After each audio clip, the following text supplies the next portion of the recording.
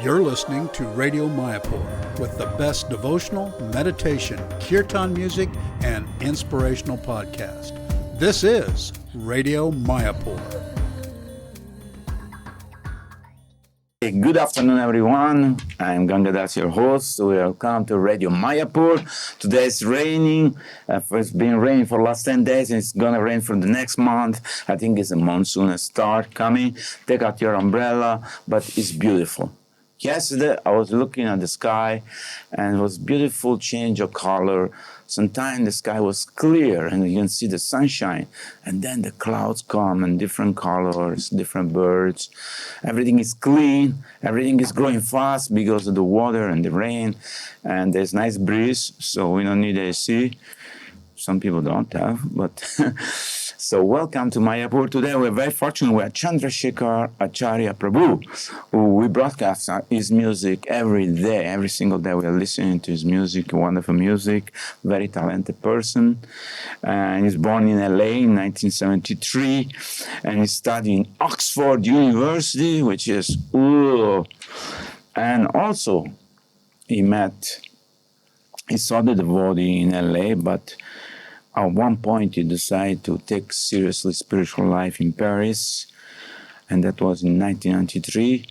Welcome, Chandrashekar Prabhu. Thank you. It's you a very much. pleasure to have you with us. It's an honor and a pleasure too. So tell us, I ask always all my people I do a podcast with, tell a little bit about your family, or when you grew up, where you grew up. You grew up in Los Angeles, which is a beautiful place.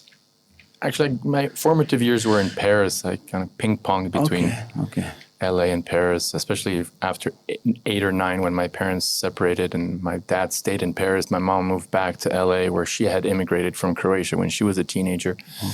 So, and then I did a 8th grade in Paris, and then a 12th grade again in Paris. And so, except for the first maybe 8 years of my life where I lived in Paris, even though I was born in LA, kind of ping-pong between... So you learn many languages. So do you learn French? Vous parlez français? Oui, monsieur. Oui, monsieur. C'est très joli. And you just said you're very beautiful. But you pick up also some language from your mom. No, she never taught me Croatian. She regretted it afterwards. But I did pick up Spanish because we used to spend about 6 months a year in Mexico. And my dad used to work in Mexico. And, you know, there's a lot of Mexicans in LA. And todo el mundo habla español. Todo el mundo habla español. Solo los tontos no hablan español. Only the fools don't speak Spanish. Well, it's one of the most spoken language in the world, right? Except Bengali and Italian, not so much. It's a small country, but there are Italian everywhere. Not as beautiful as Italian, though. No, it's okay. I like Spanish also. So, but you have brothers, sisters? Well, my father had a first wife before my mom, and he had 3 kids who are like 20 years older than me. My older brother, Michel, and then Danielle and Dominique, 2 girls and 1 boy. So they're like 20 years old. They were relating to you nicely? They were protecting you? Yeah, we never really grew up together. And, you know, generation gap, plus a little, you know, distance. So they were always kind and generous to me, but we never really grew up together. We're still in touch. That's nice. That's wonderful. Keep always in contact. So then, at a certain point in your life, you say to me before that you saw the devotee in Paris. At a certain point, you had a journey, or you have a quest in your life, or you start to inquire about spirituality, or what? Tell us what happened, because you're a graduate and you study religion. That came after, like about 15 years of full-time service in ISKCON. Okay. I thought before. So, but how your spiritual life or inquisitiveness in your heart started?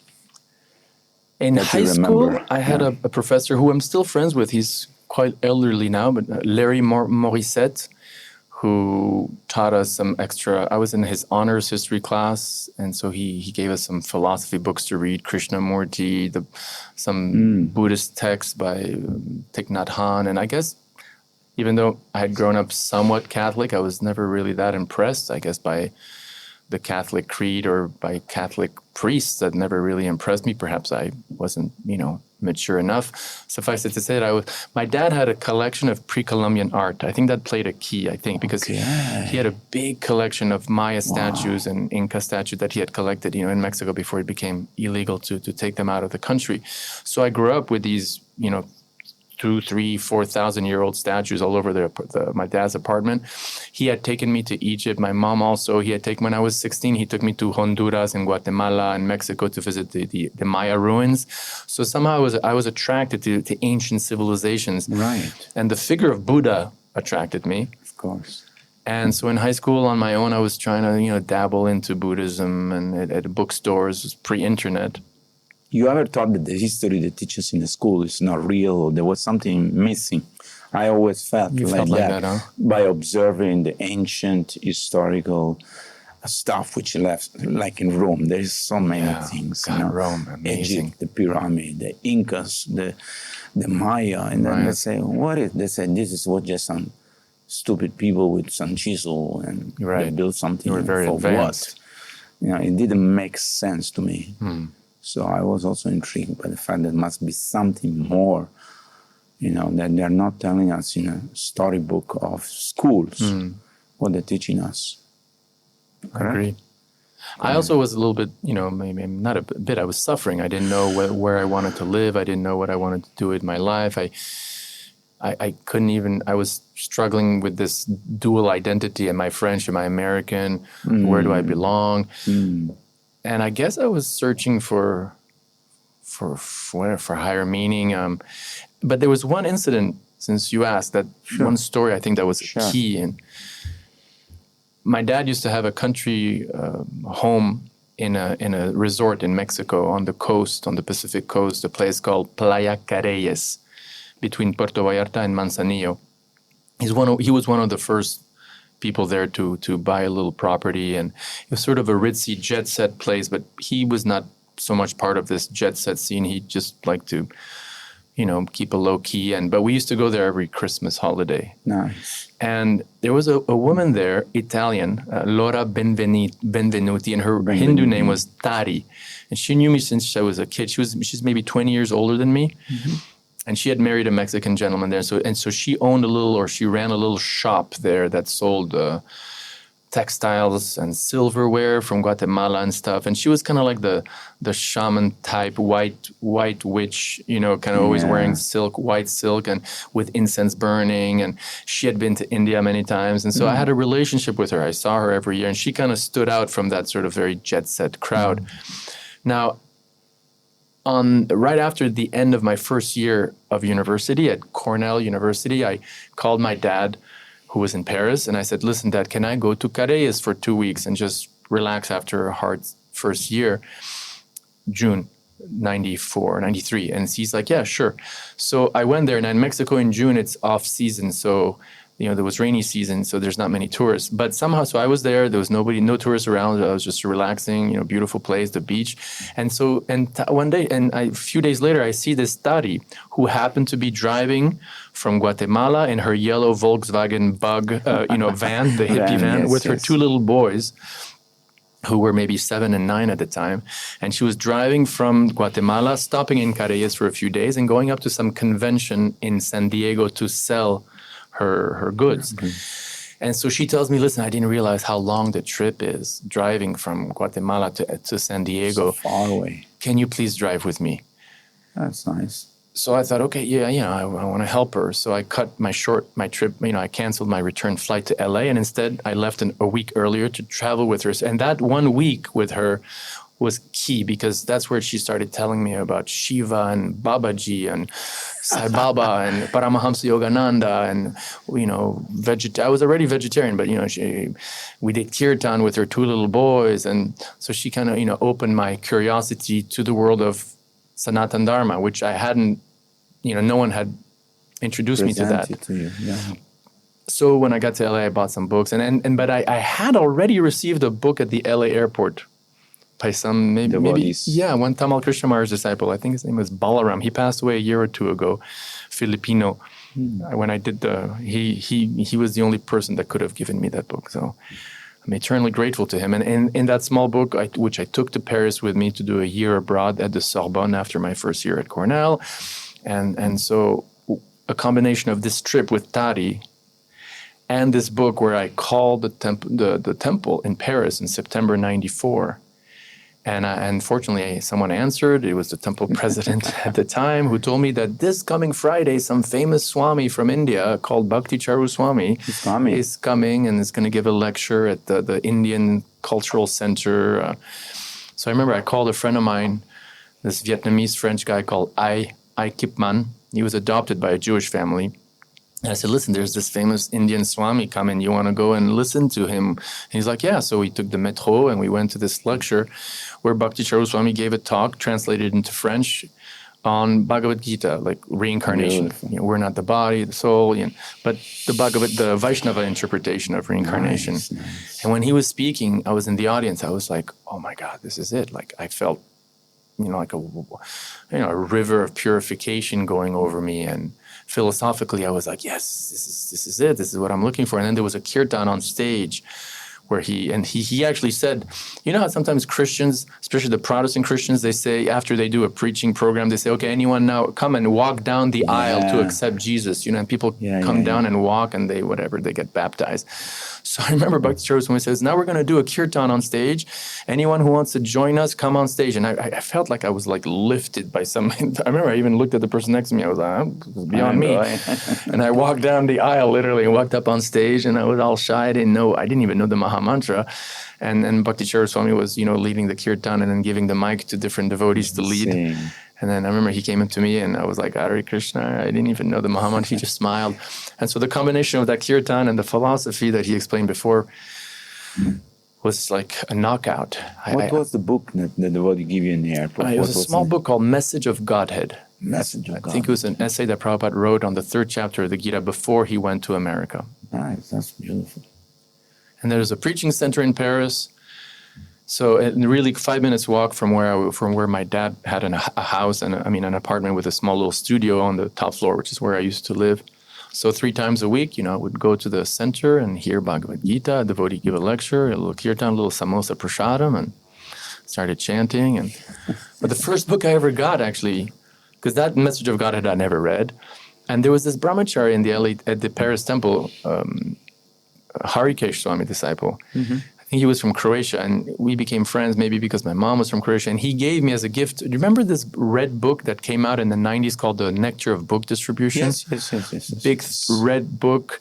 With all the quotes of Srila Prabhupada about book distribution. Yeah. And also quotes from like Harinamananda and Nirada, Vijay, like these big books. Everybody was.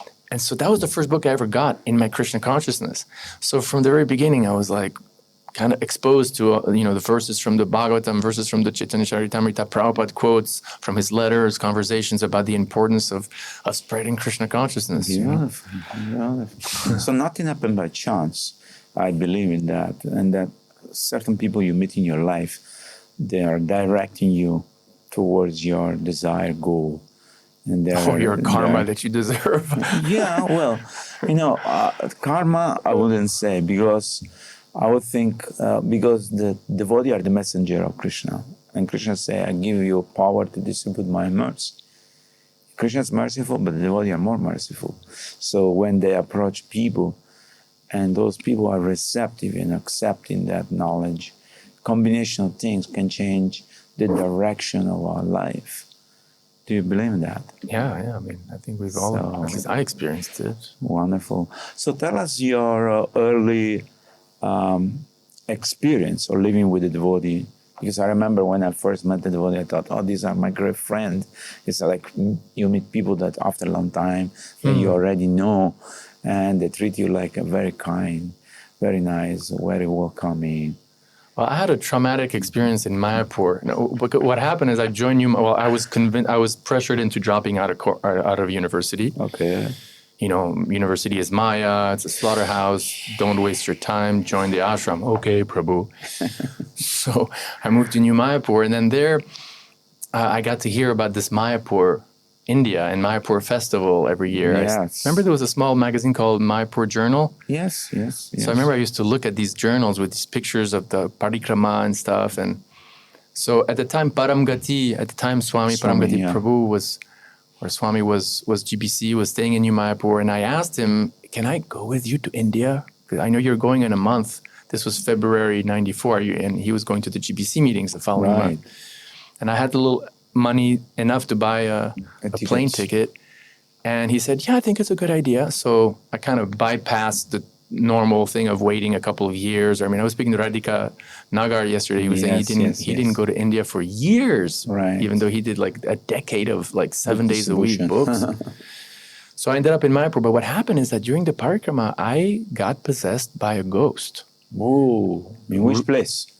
Somewhere in Mayapur during the parikrama. During the parikrama, I, choking, foaming at the mouth. I mean, I ended up in the Calcutta. My poor mother, she came to Mayapur to see her son who had joined the Hare Krishna cult and dropped out of Cornell University. And then, first thing she sees me is like in the hospital, ghostly haunted. And as a matter of fact, I mean, just as a detail, this was really, it's true. I mean, it never happened before. I don't have any epilepsy. I never had epilepsy before. I never had epilepsy after. Arjuna Prabhu, do you know, a Prabhupada disciple from Mauritius? He has a patched eye, white. I've seen him, yes. So he does kind of like ghost busting. Mm-hmm. And I remember like 15 years later, I'm in Mauritius at his home having lunch, and somehow the topic of ghosts come up. And he said, God, that reminds me. I remember I was in Mayapur in early 90s. And I remember they told me, Arjuna Prabhu, please, you have to go to the Calcutta hospital. There's a young boy there, and he's really possessed by a ghost. And I knew he was talking about me, Yeah. So I was like, oh, really? Tell me about it. You know it was you. It was me. And he described, I went to see this boy, and I started chanting the Shinga mantras to him, and his eyes rolled back, and this horrible cavernous voice came out of his mouth. He was laughing at me, and his back was, getting up. And I told him, I said, Prabhu, that was me. And he's like, what? That was you? I've never seen this in my life. So when I flew I went back to Paris. The ghost was still bothering me there every time I would go to the temple, choking, foaming, the whole 9 yards. And then when my dad was like fed up with me, he said, I'm buying a one-way ticket. Let your mom deal with you. So he sent me to LA because they wouldn't even have me in New Mayapur. It goes to show when devotees can, do service and make money for you. But when they become a little bit of a liability, I don't want anything to do with them. Anyway. Persona non grata. Persona non grata. But when I flew to, apparently ghosts don't follow you across long distances of water. Yes, so. That's what they say. So as soon as I got to LA, never again. That was, 94, and this 31 years later, nothing. The ghosts want to remain in India and catch somebody else. But that was a traumatic experience. But anyway, but somehow Krishna got me to LA, which was a much better experience, I think, in terms of brahmachari training than Paris, because there, the temple was very poor, very small, very austere. In LA, it's, the opulence of the LA New Dwarka ashram. And I had good training. I went to the LA airport, and then, all of a sudden I'm doing book distribution at LAX for 5 years. Excuse me, are you flying in or are you flying out? Yeah, we're showing this to everybody, with Vijay and Tara and doing book distribution at the LA airport. And once a year, we'd get to come to Mayapur, Nice. Actually, when we do book distribution, I did it for 10 years in the Sankirtan party from Mayapur.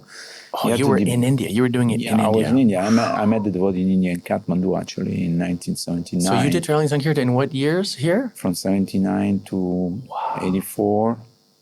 It must have been a totally different India. I was in South India as a temple president in Chennai, in Madras. Wow. So.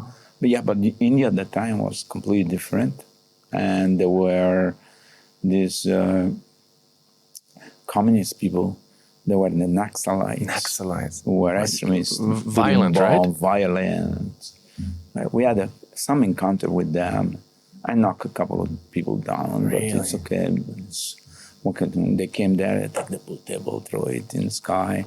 Well, they would throw the book table. Yeah. Wow. They were very violent. They were against religion and stuff.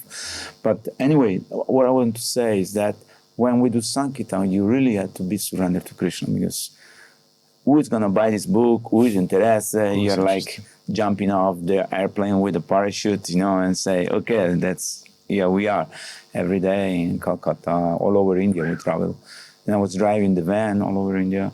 Driving The van. And you were some brahmachari, like Indian brahmacharis? Yeah, always. Yeah, Bhakti Purushottam Maharaj was, at the time, Jagadish. He was our in charge. And Bhaktiananda Saraswami, Arjunanath, many people in South India, Madhu Pandit in South India. And before he became a Ritvik. But so many devotees, many are still here. Radhakanta Prabhu, Narottam passed away, Shamananda is here, Brahmachari, still Brahmachari. Wonderful devotee and very nice company. And our training was on the road. We slept in Dharmasala, and every night we have a program in some temple, in some place. So Sankirtan was like, going to the army again. Because you went to the army in Italy before? I was in the army, for 1 year. At that time, it was mandatory. Was mandatory, which was good. In the beginning, I thought, oh, no, it's not. I don't want to waste my time. But I think what instills you is discipline. So, which was very useful for me in my spiritual life as well.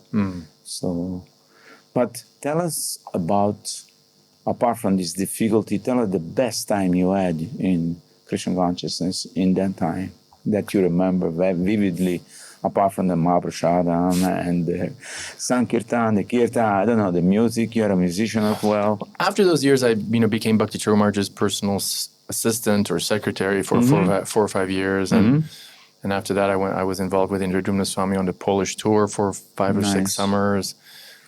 So every, the Brahmachari years in LA had their, its nectar. The traveling as Bhakti Charu Swami's assistant had its nectar. The Polish tour summers, and then doing kirtan in the Paris subway, for 8 months a year. Yeah. Wow. We called it Metro Yoga. Metro Yoga. That was also fun. So I don't know which period. I mean, out of all those, I wouldn't be able to say which one was the But you have good memory. Good experience. Definitely. I'll always remember like a marathon. This is like back to the first phase brahmachari life in LA.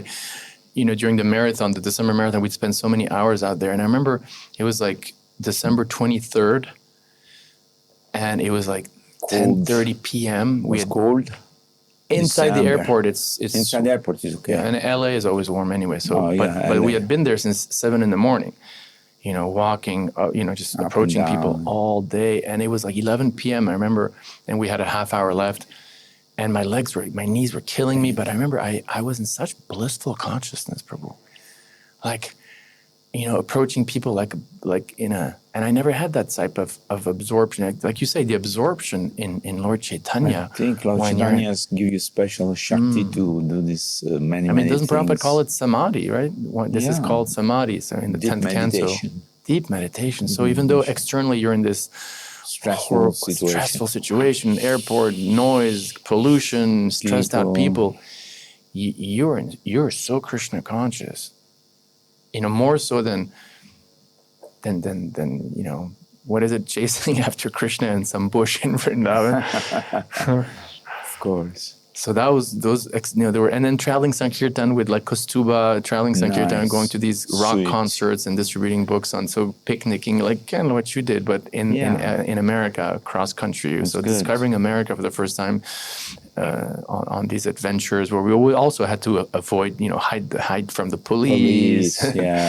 Or the Hells Angels. The Hells Angels. I never had any experience with the Hells Angels with that.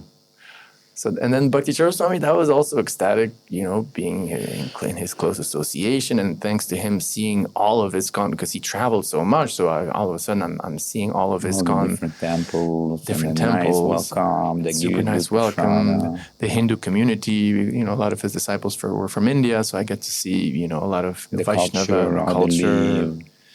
In which year you were initiated by Bhakti Charu Maharaj? 95 and 97. Here in Mayapur, I was there was only one initiation in the Prabhupada Samadhi. They gave it to you. And I was the only white guy among all these Bengali Prabhu godbrothers in the day after Gaur Purnima. Nice. I don't know why they never did any more initiation ceremonies in the Samadhi, but they did one. Very nice. He was very sweet. I knew him from the very beginning when I was in Kolkata. I was a temple commander under the president Adridharan Prabhu, and he was translating all Prabhupada books into Bengali. Right. He was in Rainy Park. Yeah, we have a small flat, so he has one small desk on the floor and sitting on the cushion. And at the time, there was no computer, there was nothing. It was by hand, writing. And, he was such a scholar also, because he knew the language Sanskrit and he knew Bengali. And his Bengali was very high quality Bengali. I can speak Bengali now, but not to the level where he speaks such sophisticated words. As a gentleman, he's been always a gentle person, very sweet, always working on solution, always encouraging everybody. Amazing personality. In fact, when last time we saw him, we all told him, "Oh, Maharaj, don't go in America, this COVID, this, that." Everybody told him, but we told him also, he said, no, I must go. And then we felt great loss when he went there because, anyway, it happened. But tell me a little bit about this Krishna West, because one time I remember I met you in the temple and we had a little bit heated argument, not so much, but I don't remember. I don't remember also much, but I remember speaking to you about the dress. Oh, why you come dressed like this in the temple? Because this is India. I know we all wear. When we go to the temple, we wear dhoti. When we drive motorbike, we put pants and shorts. It's okay. I'm not a fanatic or anything like this, but tell us about your experience of Krishna West or your attraction to Krishna West and Hridayananda, His Holiness Hridayananda Maharaj. I was listening yesterday a lecture in Italian and was explaining about this to the devotee in Italian. Funnily enough, one day Hridayananda Maharaj come to Calcutta temple and he said, "Ganga, you are in Italian, right?" He said, "Yes. Can you teach me Italian?" "Yes, Maharaj, when you come and spend a few months with us, I'll teach you." He said, "No, you have 3 hours." I say, 3 yes. hours. So we went to Rainy Park. He took one Chaitanya Charitamrita in Italian language. He said, "I'm going to read this." And of course, he knew Spanish before. So it's easy. Spanish, Italian are very similar. But he said, "I'm reading this, and if I make any mistake, so you correct me." And in 3 hours, he spoke fluently Italian, And for me to learn Spanish, it took me 3 months. I had a girlfriend, and I was with her for 3 months. She only spoke Spanish, and I only spoke Italian, so I picked up Spanish. But he is a linguistic. He speaks many languages, and I was very, very amazed. I said, "Maharaj is a genius. How can somebody in 3 hours learn Italian?" Amazing personality. So anyway, he had this. He didn't like so much India. To be frank with you, he didn't like much the Indian food. I don't know. But I heard him glorify India many times. And he too. laments that when he goes to India, he gets sick. That's why he can't go so often. Yeah. And a few times, he even mentioned, like recently, he wants to come to India and spend like a whole year because he's doing a Mahabharata book, And not so much a translation, just sort of a dramatized 6-volume. I think 2 volumes are out already. And he wants to write it in those actual places. So he has done a beautiful book, the Bhagavad Gita. It's like a revision not by chapter, but by his subjects. Yeah, which wonderful. is very wonderful. Gita study guide. Very scholarly, very interesting for us to understand. Did you ever meet Madhavendra Puri Prabhu from France, Bhakti Charu Swami disciple? Maybe. Because he and we translated that into French. Oh, nice. It's a great book. It's for introduction. Also in Italian, many languages. Yes, also in Italian. So tell me how you come across Krishna West, or how you were influenced, or how you... It was at the time when, first of all, when I went back to university. So after all these years of doing, I don't want to use the word full-time service, because even if you're a grihasta with a job, you're still doing full-time. This notion of who is a full-time... But anyway, I was doing, let's say, full-time missionary work, and then I would, all along, Hridayananda Maharaj was very much an influence. And I remember I would be in LA, and after Sankirtan, we'd go and have darshan of Hridayananda Maharaj, and he had just gotten back from Harvard University, and he was, emphasizing that if devotees have the nature, they should, why not engage modern education in Krishna's service for the preaching mission, kind of like Lord Chaitanya had done by taking sannyas from a Mayavadi school. And I felt really inspired to go back to college for Prabhupada, you know. That's why I got a degree in religious studies. But, you know, the temple president at that time was against, you know, this education, and even Bhakti Maharaj was kind of against it. So there was like years where I was like torn because my heart wanted to go back to college. And so finally, after like, I don't know, maybe 5-6 years, I took a decision. I was I'm doing it. And so when I went back to University of California in Santa Barbara, I took some courses on world religion, you know, sociology of religion. And so for the first time, I was exposed to the other stands on the market of religion besides ISKCON. Yes. You know, religion in America in 2008. There was not much. There was a lot. I mean, so many religions. I mean, the number of religious organizations in America is insanely varied. There's hundreds of Buddhist organizations, thousands of Christian organizations. Yeah, different type. So many different types. Yeah, exactly. The Christian, the Catholic, the Protestant. So I was starting to look at Vaishnavism and Krishna consciousness and ISKCON in particular, sort of from a little bit of a detached, external sort of academic, you know, one like outsider view. Yeah. And you know, the topic of dress is part of the greater discussion of inculturazione, the inculturation, you know, like Matteo Ricci, you know, one of the first Catholic priests who came to India or to China. They would start to wear their own dress. They dressed like Confucius monks and learned Chinese and, you know, ate Chinese. And so it seems like that strategy. They blend and without hopefully losing their own. So there was one key moment where I remember Hridayanath Maharaj was giving some picnic talk in West Los Angeles near UCLA, and I came a little late, and as I was because I was driving from Santa Barbara, and he mentioned this one thing that for me was just like a wow, and it kind of got me on this, not just the Krishna West project, which came later, but on this whole analysis of dress, like dress in Krishna consciousness. And he made what I think was a fantastic point, was that there is no historical, remember, I sat down and he was saying, there is no historical evidence, zero historical evidence that when people in Navadvip here joined Lord Chaitanya's Sankirtan movement, they had to change the way they dressed. They were already wearing dhoti, they were wearing gamsha, they were wearing kurta. But then again, wait, and this I only figured out a little bit later to answer to your point. For example, we have mention of the Pathan Vaishnavas. Pathan Vaishnavas are the people who go on the horse. And they became Vaishnavas. And they were wearing a dhoti in a different way. I can teach you how to put the dhoti in. They had long beards, though. No, and I think Kaviraj Goswami does talk about the jalabas. Sure. So, and it was black. We hear the word black. Winter time, because it's very hot. Haridas Thakur is the paintings of the epic is dressed like a Muslim with the Muslim lungi. Yeah. So there is that, but I don't. The point is that I think when I came in India in '79, so everybody was wearing dhoti at that time. I was in Himachal Pradesh and went traveling all over India.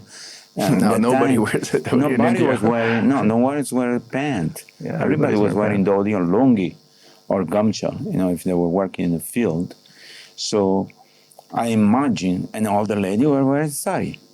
You know, or this what you call it, Punjabi, dress. More Muslim influence. Yeah, colorful also, because I went by road. I came in 1977 from Italy all the way through. You drove like hitchhiking? No, I came by train, buses, rickshaw, bullock cart, name it. From Italy, from Turkey. I flew from Rome to Turkey, Istanbul, and then from Istanbul with my friend Fabio Giudice, we came all the way by road, and we went to Afghanistan. And you hadn't met devotees yet? I haven't met devotees at that time. No, I saw devotee once in '74.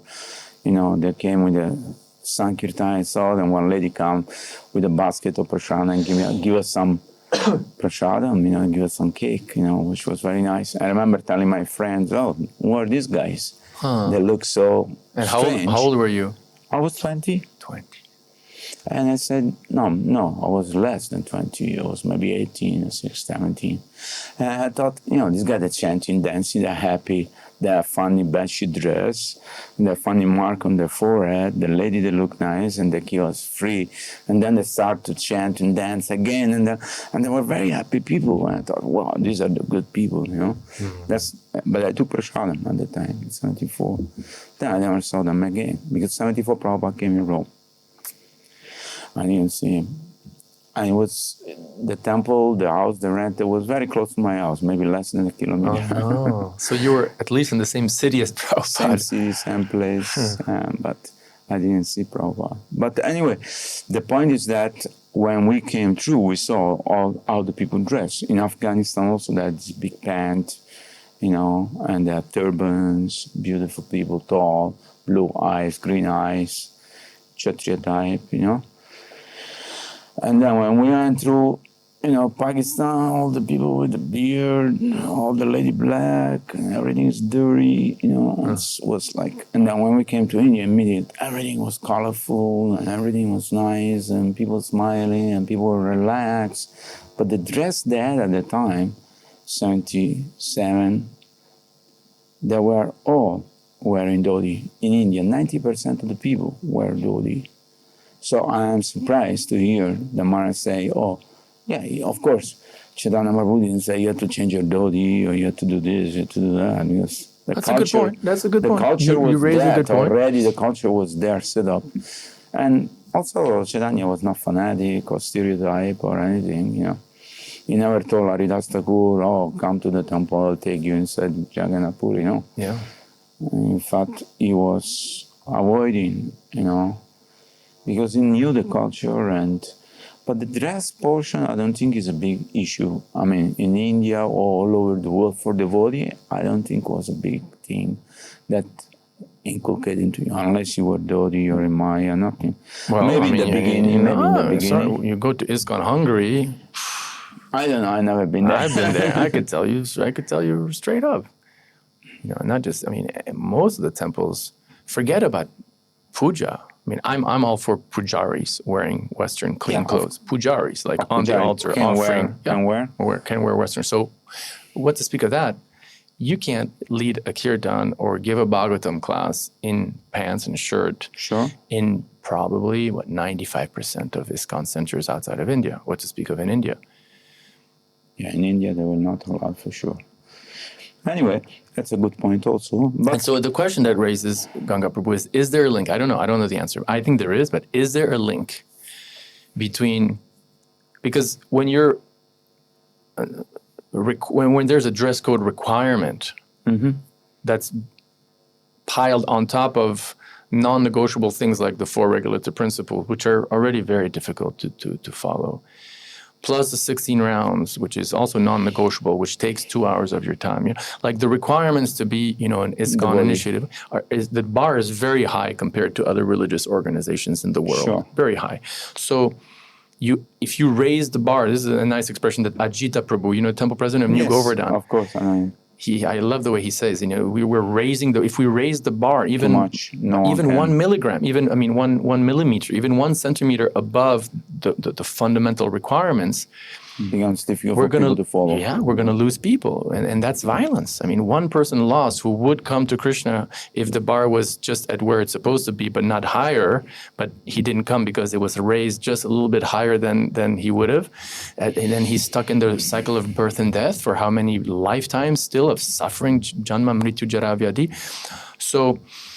But I think now that our standard of goal is very high, but our goal is very high, is Krishna Prema. But the point is that now I see all over the world. But the link, is there a link? If I can just respect the question, is there a link between this raising the fact that there's this requirement of dress and the fact, as you've seen when you travel with Bandhu Maharaj all over the Western world, that most of ISKCON in the West now is 95% Indian devotees?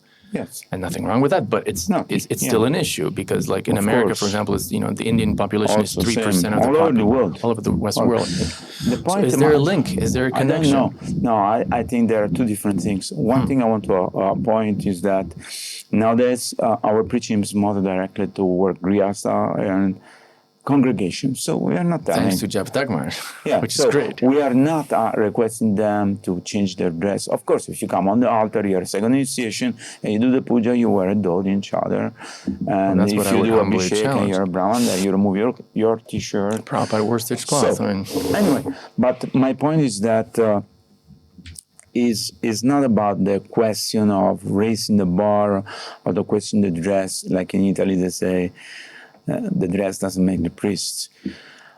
The consciousness has to be there, and I don't think it's a requirement, because as a spirit soul, you think when we go back to Krishna, Krishna says, no, you wear a different dress. Who cares, what dress you wear? Your consciousness that you want to please Krishna. You want to love Krishna. You want to love the devotee. You want to serve purely, without any other attachment, without any other desire, without any other motivation, that please Krishna.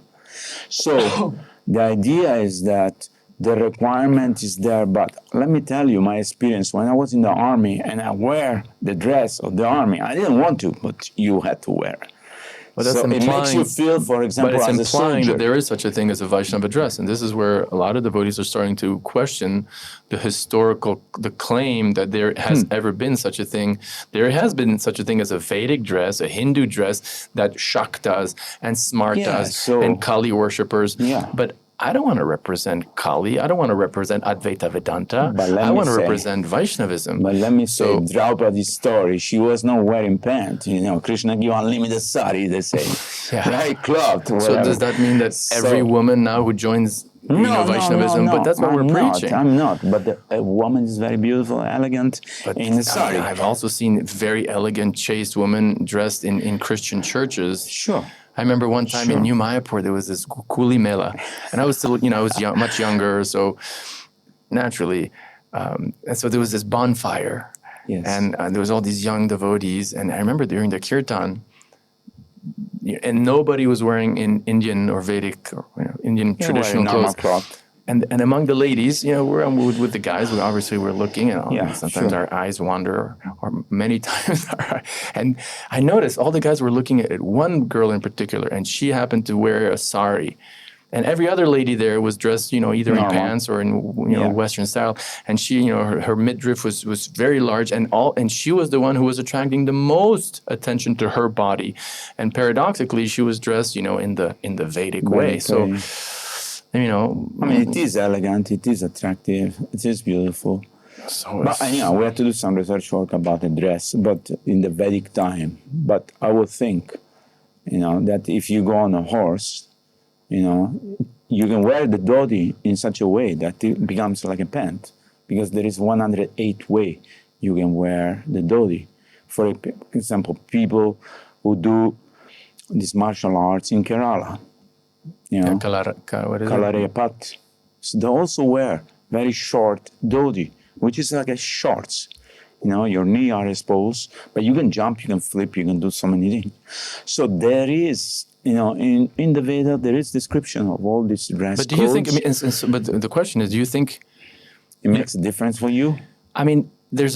We did a meme with Paramshara Prabhu, who was part of the Krishna. You know Paramshara? He's a German senior brahmachari. He was head of Krishna West Germany for some time. He's still involved. And we made this meme where there's a funnel, a plastic funnel where you put gasoline into a car. A plastic funnel, a red one, and it said, and the title is Every Town and Village. And the funnel on it says Loy Bazaar. And so the question, do we really think that we're going to be able, and is it even our mission? And I think it's not our mission at all. No. Like, with all due respect to Vasu Ghosh Prabhu, and I love some of the things he said, but recently he was on Namras podcast, And at one point, Namras, as humble as he is, at one point he was like, because he's dealing with a Prabhupada disciple, and he's more from a Hindu background. Of course. But even he, at one point he was like, wait a second. And so he's like, but isn't sorry if I'm mistaken, but isn't the goal is just to get people to chant Hare Krishna? God. Yes. And then Vasu Ghosh Prabhu basically said, no, that's not enough. And I remember Namras's eyes were like, okay, and I was like, really? I thought, like, if you get people to chant Hare Krishna doesn't matter what and they follow wear. they're going back to Godhead. Like they're doing the Yuga Dharma. So, you know what I mean? Like, yes. what are we trying to get people to do in the West? You know, are we trying to funnel them through Loy Bazaar? Or are we trying to just say, look, wherever you are, however you are, just start living clean, you know, sattva guna, clean up your everything, wash yourself if you don't wash yourself, and just chant Hare Krishna and follow the four Right. Absolutely.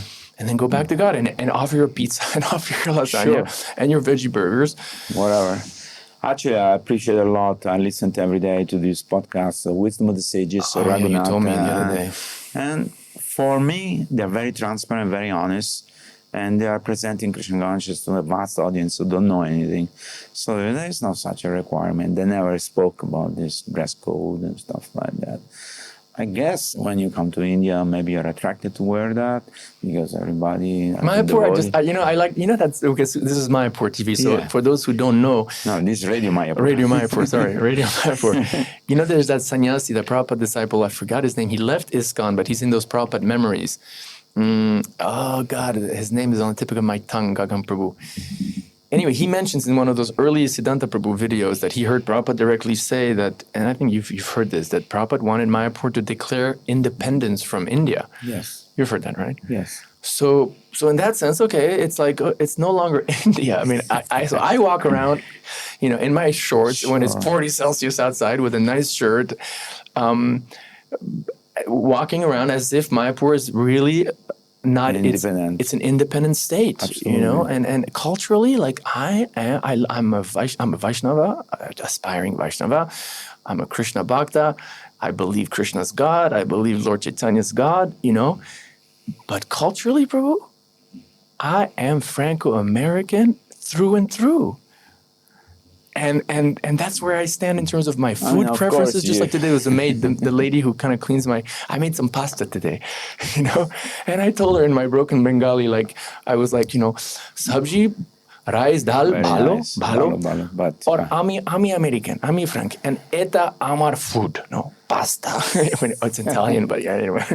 So like, I don't want to change that. That's why you find the pizzeria on top of going to the restaurant. You find the Mahaprasad. So on the food, but you see, Ganga, because of the tongue. Because we are Italian, we influence everywhere. So on the that's why I say that the pants is the kryptonite of Yukta Vairagya in ISKCON. It's you know how kryptonite is the one thing who destroys Superman. Superman can't touch kryptonite. So Yukta Vairagya, engage everything in Krishna. So we can engage Italian food, Thai food, technology. Sure. But mamma mia, if we engage Western clothes and pants in Lord Chaitanya's service, then it's like, this is kryptonite. No, but I see so many devotees coming in temple from different parts of the world, even from India, they come with a pant. All the guests, they come from. But you can't go in shorts, you know? You cannot go in shorts, they give you one dhoti. I was with Ananta. You know Ananta Gauranga, after the Harinam, he was in his dhoti that he wears quite short. And my Bermudas also come to the same size. And we went to the guard, and in a loving, friendly way, I said, look, and I pointed to his knee. His dhoti comes up to his knee, and my short comes to my knee, but he can go and I cannot go. And they laughed. They got it. You know, they know, but they were following rules, of course. In Vrindavan, I see many people, ISKCON Vrindavan, you know, in the blazing hot, some gentlemen, Delhi gentlemen. Yeah, they come. They come in short. Like, what's the problem? In the West also, it's no problem. In the West also. I mean, if you're in a really hot place, what church would, you know, as long as you're clean as a gentleman. We went to Russia many times. It's so cold. You cannot wear dhoti. Or you can well, wear they do. And then imagine what people think. Pants, exactly. You know. There was one devotee called Narayani. She used to tell me that, this is a true story, that very often you'll have a Harinam, you know, in February in Moscow. It's cold. And then these devotees, and then these old, like, grandmothers come up to the brahmacharis who are dressed in dhoti in -20 and say, please, my son, they give him some money. Pants. Go buy some warm clothes, please. Yeah. I mean, what is that the message?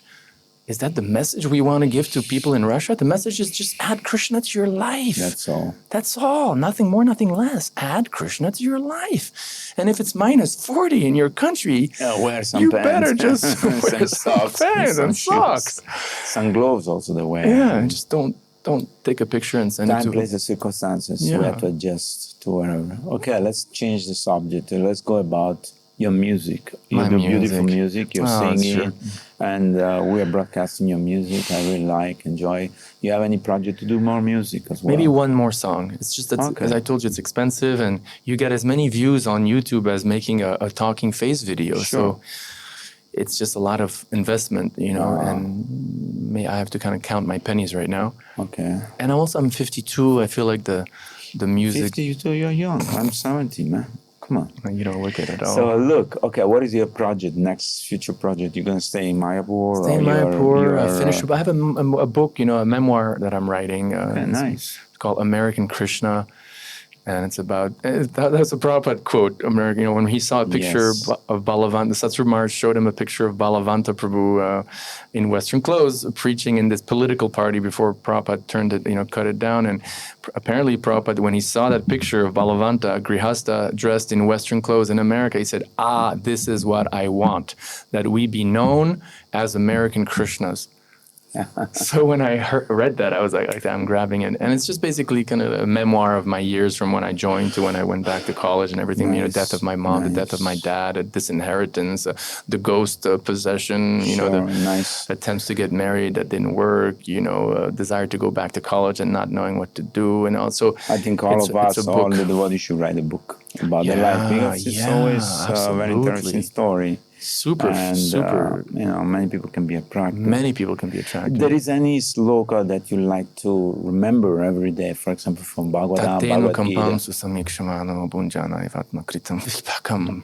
I think in the Nectar of Devotion, Prabhupada quotes this shloka, and he says this should be the motto of all devotees. Translation? My dear Lord, one who earnestly waits for you to bestow your causeless mercy upon him, all the while patiently suffering the reactions to his past misdeeds and offering you respectful obeisances with his heart, body, and words, inherits the kingdom of God because it has become his rightful claim. Beautiful slogan. So that verse is a lifesaver when we're suffering.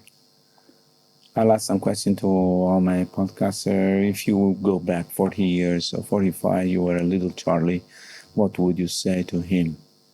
If I was? If you would go back in time and you would be a small boy, and what would you tell yourself at the time? Oh, what would I tell yourself when you were when I was 5? 8 or 10 years old? Well, I would say, look, in a couple of years, you're going to meet some Hare Krishnas on Venice Beach. Drink as much of that prasadam as you can. Don't lose that book, which they're going to give you because you lost it a few months later. And when you meet devotees again, go to that conference of Bhakti Charu Swami. When that temple president tells you to quit university, ignore him, finish school, then join if you want, because then you'll probably be $12 million richer. And chant that's basically what I would say. And chant Hare Krishna. And what is the ultimate goal of life? To have a nice collection of devotees, bro. Like I can give you some. So nice to talk to you. There is a message that you would like to give to the audience of today, Radio Mayapur. Well, first, thanks for whoever's listening. Thank you for tolerating me, and thanks to Ganga Prabhu for having me over. And it's a pleasure. And any message, keep chanting and keep chanting and give your life to the mission however you can. Lord Chaitanya's mission of every town and village. In your sphere of influence, engage as much of your time and money and intelligence and talents and everything you can engage in the Lord's service to help other souls come to Krishna. That's a nice message. Thank you so much, Chandrashekar Acharaya, Prabhu, for coming today and spending your valuable time with us. My pleasure. It's a great pleasure to see you always. And Srila Prabhupada Ki Jai. Thank you very much. Hare Krishna. You're listening to Radio Mayapur with the best devotional, meditation, kirtan music, and inspirational podcast. This is Radio Mayapur.